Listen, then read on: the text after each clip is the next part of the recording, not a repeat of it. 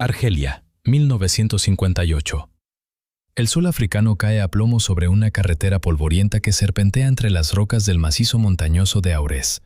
Una columna de vehículos blindados franceses avanza lentamente por un desfiladero estrecho, donde las paredes de piedra se elevan a ambos lados como las fauces de una trampa gigantesca. El silencio es tan denso que los tripulantes pueden escuchar el crujido de la grava bajo las ruedas. De repente, el infierno se desata desde las alturas. Decenas de fusiles abren fuego simultáneamente desde las crestas rocosas, y las balas rebotan contra el blindaje con un repiqueteo ensordecedor. Los insurgentes argelinos han ejecutado una emboscada perfecta, bloqueando el camino con un derrumbe de piedras que hace imposible seguir adelante. Cualquier otro vehículo estaría condenado, porque dar la vuelta en ese paso angosto es simplemente imposible, y exponer el costado fino del blindaje al fuego cruzado significa la muerte segura para toda la tripulación. Pero lo que sucede a continuación deja a los atacantes completamente desconcertados. El vehículo que encabeza la columna arranca hacia atrás a toda velocidad sin necesidad de girar, mientras su cañón sigue disparando contra las posiciones enemigas en las alturas. Un segundo conductor, sentado en la parte trasera del casco, maneja la máquina de 13 toneladas con la misma soltura que si estuviera avanzando hacia adelante. El velocímetro marca 80 km por hora en reversa, y cada segundo que pasa aumenta la distancia entre el blindado y la zona de muerte. En apenas unos minutos, la máquina sale del alcance del fuego enemigo sin haber sufrido un solo daño grave.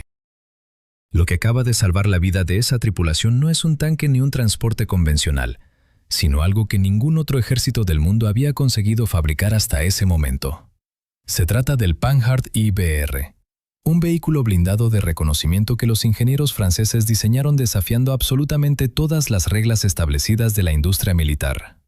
Una máquina con 8 ruedas, 4 de ellas fabricadas enteramente en metal, con dientes de agarre como si fueran engranajes de un mecanismo colosal, 2 puestos de conducción completos en extremos opuestos del casco, y una torre oscilante capaz de disparar 12 proyectiles por minuto, gracias a un cargador automático de tambor.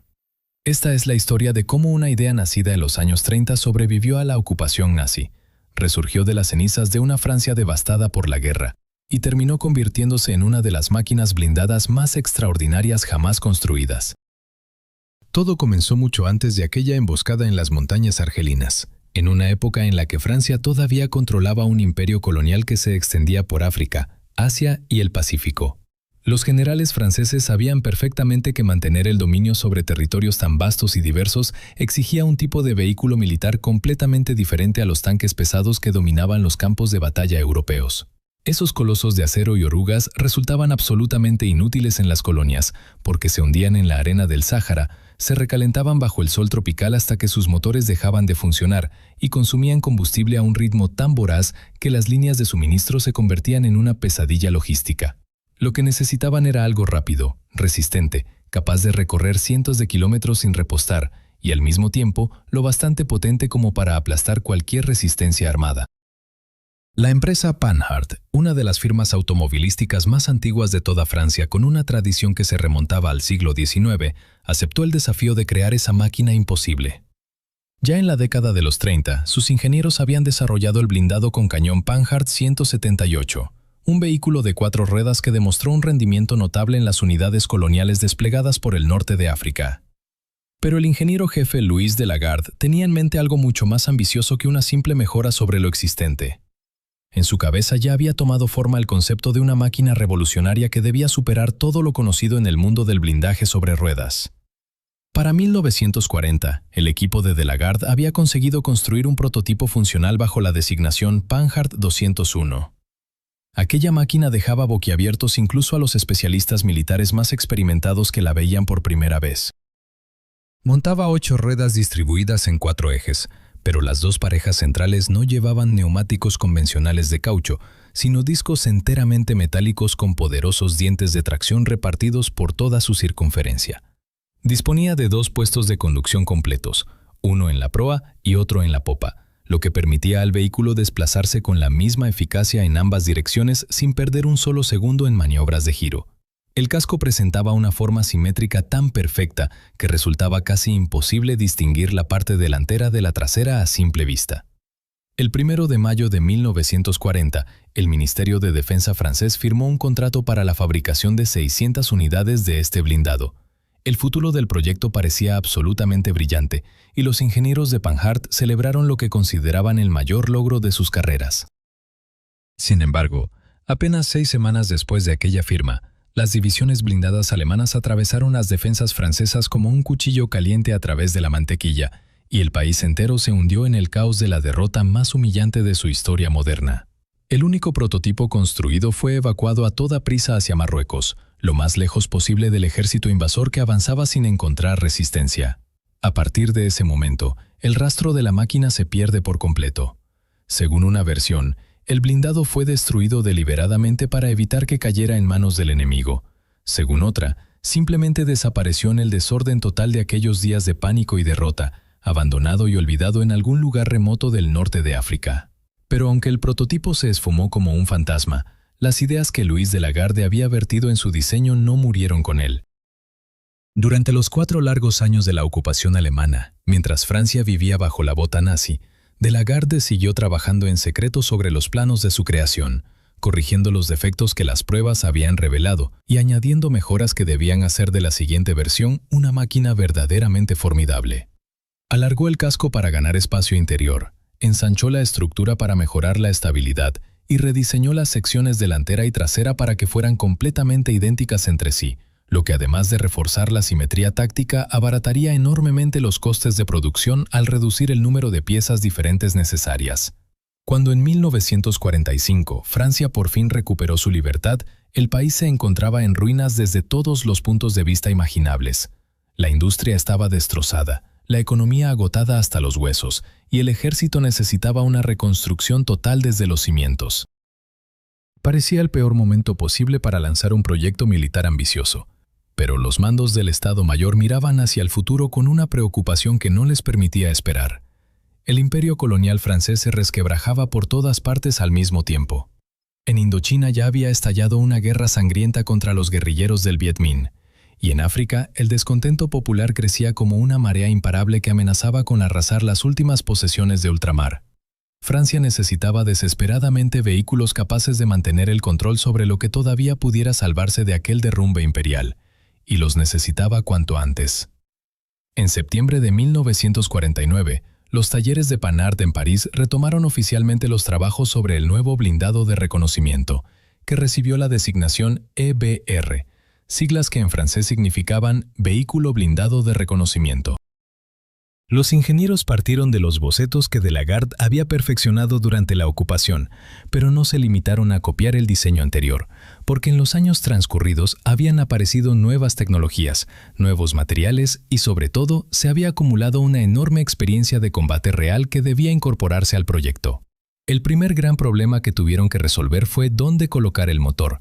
En cualquier blindado convencional, el grupo motriz se instala en la parte delantera o en la trasera del casco, pero en el Panhard EBR ambas zonas estaban ocupadas por los puestos de los 2 conductores. El único espacio disponible era el centro del vehículo, justo debajo de la torre, y allí la altura libre resultaba tan reducida que ningún motor de serie existente en el mercado cabía en ese hueco. Cualquier otro equipo de diseño habría abandonado la idea o habría sacrificado alguna de las características fundamentales del concepto, pero los ingenieros de Panhard tomaron una decisión audaz que marcaría la personalidad técnica de esta máquina para siempre. Decidieron crear un motor completamente nuevo desde cero, adaptado milimétricamente a las dimensiones disponibles. El resultado fue un propulsor de gasolina de 12 cilindros dispuestos en configuración horizontal opuesta, con una cilindrada de 6 litros y una altura total del bloque de apenas 228 milímetros. Esa cifra resulta difícil de imaginar sin verla en persona, porque significa que todo el motor era más bajo que la longitud de un antebrazo humano. Los cilindros se enfrentaban unos a otros en posición completamente horizontal, y los pistones se movían en un mismo plano como 2 filas de puños que chocan entre sí. A pesar de esa compactación extrema, el motor entregaba 200 caballos de potencia a 3.700 revoluciones por minuto, una cifra más que respetable para un vehículo blindado de principios de los años 50 con un peso de combate cercano a las 13 toneladas y media. La transmisión planteó un reto igualmente complejo. Había que llevar la fuerza del motor hasta las 8 ruedas simultáneamente, y además garantizar que la máquina pudiera desplazarse con idéntica eficacia tanto hacia adelante como hacia atrás. Los ingenieros optaron por un esquema de transmisión lateral, en el que la potencia se distribuía no por ejes transversales, sino a lo largo de cada costado del vehículo. El par motor pasaba a través de un embrague multidisco compacto hacia una caja de cambios doble integrada en un solo bloque mediante un diseño de ejes no coaxiales. La segunda caja cumplía varias funciones a la vez, actuando como diferencial central bloqueante entre ambos costados, como caja de transferencia para repartir la tracción, y como mecanismo de inversión de marcha que permitía cambiar instantáneamente el sentido del movimiento. Este sistema tenía una ventaja crucial para un vehículo destinado a operar fuera del asfalto, ya que impedía físicamente que las ruedas de un mismo lado patinaran con independencia, lo que mejoraba enormemente la tracción en terrenos difíciles. El 14 de julio de 1950, día de la fiesta nacional francesa que conmemora la toma de la Bastilla, los parisinos que abarrotaban los Campos Elíseos para presenciar el tradicional desfile militar vieron pasar ante sus ojos unas máquinas que jamás habían contemplado antes. Aquellos blindados de 8 ruedas con sus característicos morros afilados en forma de hocico de lucio avanzaban por la avenida más famosa de Francia con una elegancia inesperada para vehículos de guerra, y el público los recibió con una ovación entusiasta. El Panhard EVR acababa de convertirse en el primer blindado sobre ruedas de diseño propio que el ejército francés incorporaba a sus filas desde el final de la guerra. Nadie entre aquellos espectadores podía imaginar que esas máquinas iban a servir durante varias décadas en algunos de los conflictos más brutales de la era de la descolonización. Lo que hacía verdaderamente único al Panhard EVR entre todos los vehículos blindados de su época era el sistema de rodaje, una solución tan ingeniosa como extravagante que no existía en ningún otro ejército del planeta. Las 8 ruedas se dividían en 2 categorías completamente distintas. Los 2 pares extremos, delantero y trasero, montaban neumáticos convencionales con cámaras de aire, similares a los de cualquier camión pesado. Pero los 2 pares centrales eran algo que parecía sacado de una novela de Julio Verne, porque en lugar de caucho llevaban discos enteramente metálicos fabricados en aleación de aluminio, con poderosos dientes de agarre distribuidos por toda su superficie como los engranajes de una maquinaria industrial descomunal. Esos colmillos de metal estaban diseñados para morder la arena, la grava suelta y los pedregales que cubrían los territorios coloniales franceses en África y Asia, proporcionando una tracción brutal donde los neumáticos normales habrían patinado sin remedio hasta quedar enterrados. Pero lo verdaderamente asombroso era que esos ejes centrales podían elevarse mediante un mecanismo de palancas accionado por un sistema hidráulico y neumático. Cuando el blindado circulaba por carreteras asfaltadas o pistas bien compactadas, el conductor accionaba un mando y las ruedas metálicas se levantaban del suelo, dejando la máquina apoyada únicamente sobre los 4 neumáticos convencionales. La fórmula de tracción pasaba de 8 ruedas motrices a solo 4, y el vehículo rodaba por la carretera como un automóvil normal sin destrozar el pavimento con sus dientes de acero ni producir un estruendo infernal. En cuanto el terreno cambiaba y aparecía arena o barro, bastaba con pulsar el mando contrario para que los ejes centrales descendieran suavemente hasta tocar el suelo, y de pronto la presión sobre el terreno caía hasta apenas 7 kilogramos por centímetro cuadrado, una cifra inferior a la de muchos vehículos de orugas, lo que permitía a aquella mole de 13 toneladas deslizarse sobre arenas blandas sin hundirse ni quedar atrapada. Las 4 ruedas extremas eran además direccionales, girando todas ellas cuando el conductor movía el volante, lo que otorgaba a una máquina de más de 6 metros de largo un radio de giro de apenas 6 metros, una agilidad casi absurda para un vehículo de combate de ese tamaño. En carretera, con las ruedas metálicas recogidas, el Panhard EVR alcanzaba 105 km por hora, una velocidad absolutamente impensable para cualquier blindado de aquella época, cuando la mayoría de los tanques apenas superaban los 50. Y podía mantener esa misma velocidad marcha atrás gracias al segundo puesto de conducción en la popa, lo que convertía cualquier intento de persecución en un ejercicio inútil para el enemigo. El depósito de combustible le otorgaba una autonomía de 630 kilómetros por carretera, con un consumo de apenas 55 litros de gasolina cada 100 kilómetros, algo extraordinariamente económico para una máquina militar de esa potencia y ese blindaje. El armamento principal se alojaba en una torre oscilante, un diseño que los franceses habían perfeccionado en su tanque ligero AMX-13 y que decidieron instalar directamente en parte de los blindados para simplificar la producción y el suministro de repuestos. A diferencia de las torres convencionales donde el cañón sube y baja mediante un mecanismo interno, la torre oscilante estaba dividida en 2 mitades. La inferior giraba horizontalmente sobre el casco como cualquier otra, pero la superior basculaba entera en el plano vertical arrastrando consigo el cañón fijado rígidamente a ella.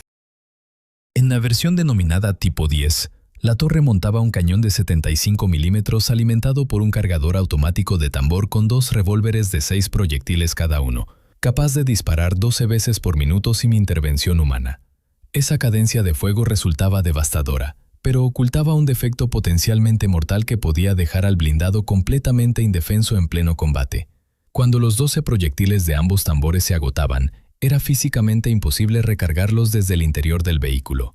Un miembro de la tripulación tenía que salir al exterior bajo el fuego enemigo y rellenar los tambores manualmente uno por uno, una operación que en medio de una batalla significaba arriesgar la vida de forma casi suicida.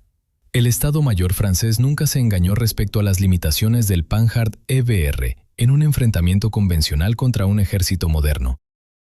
Su blindaje de apenas 40 milímetros en las planchas frontales y 20 en los costados podía detener balas de fusil y fragmentos de metralla, pero cualquier arma anticarro, incluso las más ligeras, lo habría perforado sin dificultad.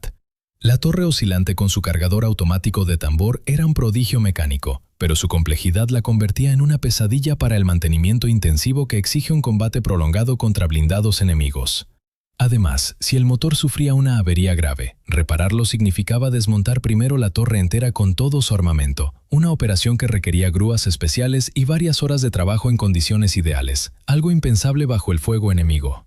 Sin embargo, para las guerras coloniales contra fuerzas insurgentes mal equipadas y peor armadas, aquellas debilidades carecían de importancia, y las virtudes del blindado brillaban con toda su intensidad.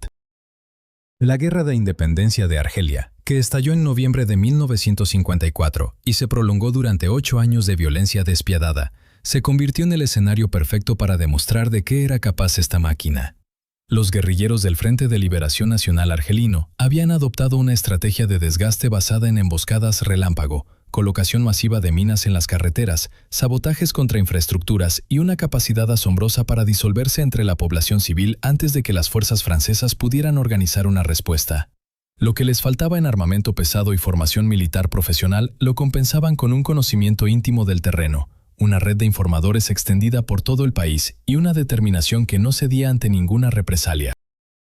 Frente a esa amenaza dispersa y escurridiza, los factores decisivos no eran la potencia de fuego bruta ni el grosor del blindaje, sino la velocidad de reacción, la capacidad de cubrir grandes distancias en poco tiempo y la habilidad para maniobrar en terrenos imposibles. El Panhard EBR reunía todas esas cualidades como ningún otro vehículo disponible en el arsenal francés. Cuando llegaba un aviso de ataque guerrillero, las tripulaciones salían disparadas hacia la zona de combate a más de 100 km por hora por las carreteras principales, y al llegar al terreno irregular, bajaban las ruedas metálicas centrales para adentrarse por pistas de arena y pedregales sin perder velocidad ni tracción. En numerosas ocasiones consiguieron interceptar a grupos de insurgentes que se retiraban tras una emboscada, cortándoles la retirada antes de que alcanzaran sus refugios en las montañas. El cañón de 75 milímetros resultaba letal contra posiciones fortificadas improvisadas y concentraciones de combatientes a larga distancia, mientras que los 3 fusiles ametralladores de 7,5 milímetros proporcionaban una cortina de fuego eficaz en los enfrentamientos cercanos. Bajo el calor abrasador del verano argelino y la omnipresente polvareda del desierto, el motor plano escondido en las entrañas del casco demostró una fiabilidad sorprendente, y las máquinas acumulaban miles de kilómetros por carreteras calcinadas y serpentinas de montaña sin necesitar reparaciones importantes. Cuando Argelia obtuvo finalmente su independencia en 1962, docenas de estos blindados encontraron una segunda vida en ejércitos extranjeros. Marruecos, Túnez, Mauritania, Portugal e Indonesia adquirieron lotes de Panhard EBR para enfrentar sus propios conflictos internos. Portugal los desplegó en la guerra colonial que libró simultáneamente en 3 frentes africanos: Angola, Mozambique y Guinea-Bissau. Un conflicto que se inició en 1961 y no terminó hasta 1974, convirtiéndose en una de las guerras de descolonización más largas del siglo XX. En el Sáhara Occidental, los blindados marroquíes y mauritanos patrullaron las inmensidades desérticas entre 1975 y 1991, persiguiendo a las columnas del Frente Polisario con la misma resistencia incansable que habían demostrado un cuarto de siglo antes en las montañas argelinas. La producción en serie del Panhard EBR se extendió desde 1951 hasta 1960, y durante esa década las cadenas de montaje entregaron aproximadamente 1.200 unidades en diversas configuraciones. Además de la versión principal con cañón, sobre el mismo chasis se fabricaron un transporte blindado de tropas para llevar infantería al frente y una variante sanitaria destinada a evacuar heridos desde el campo de batalla.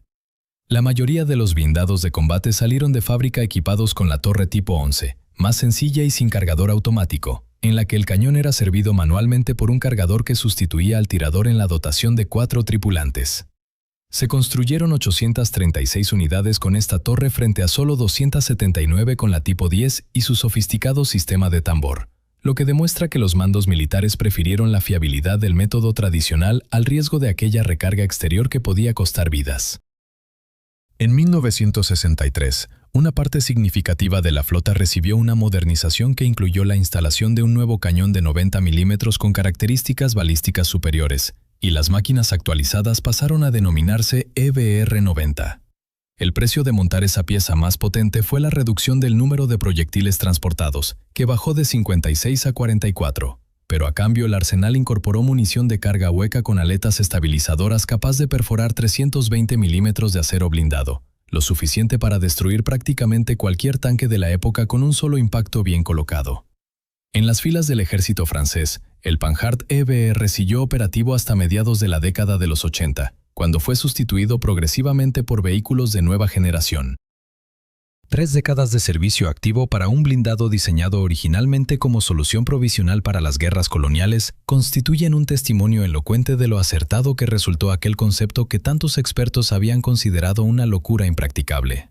Y justo cuando parecía que la historia de esta máquina se cerraría con su retirada silenciosa a los depósitos de reserva, el destino le tenía reservado un último papel que nadie habría podido prever jamás. El 9 de noviembre de 1970 falleció Charles de Gaulle, el hombre que había encarnado la resistencia francesa contra la ocupación nazi, el líder que había devuelto la dignidad a una nación humillada por la derrota de 1940 y el primer presidente de la Quinta República. De acuerdo con las instrucciones que el propio general había dejado por escrito en su testamento, sus funerales debían celebrarse en su pueblo natal de Colombey-les-Deux-Églises, sin los fastos de un funeral de Estado ni las pompas que normalmente acompañan la despedida de un jefe de Estado. El féretro que contenía los restos del general no fue transportado en un coche fúnebre convencional, sino sobre el casco de un Panhard EBR al que se le había retirado la torre. Aquella máquina de guerra, nacida para los caminos polvorientos de África, con sus ruedas de metal y su silueta inconfundible de hocico de lucio, recorrió lentamente las calles del pequeño pueblo francés, llevando sobre sus espaldas al hombre que simbolizaba el renacimiento de toda una nación tras su hora más oscura. Fue una imagen que quedó grabada para siempre en la memoria colectiva de Francia. El último servicio de un blindado imposible que los expertos habían descartado como un experimento absurdo, y que terminó escribiendo su nombre en la historia militar con letras de acero. Desde aquellas primeras pruebas del prototipo que desapareció misteriosamente en Marruecos en 1940 hasta los desiertos del Sáhara Occidental en los años 90, el Panhard EBR demostró durante medio siglo que a veces las ideas más descabelladas son precisamente las que funcionan cuando todo lo convencional fracasa. Si esta historia sobre el invento loco de los ingenieros franceses que desafió todas las reglas y salió victorioso te ha resultado interesante, déjanos un comentario contando qué otro vehículo militar te gustaría conocer en profundidad. Dale al botón de me gusta para que este contenido llegue a más personas apasionadas por la historia bélica y suscríbete al canal para no perderte las próximas entregas que estamos preparando con la misma dedicación y el mismo detalle.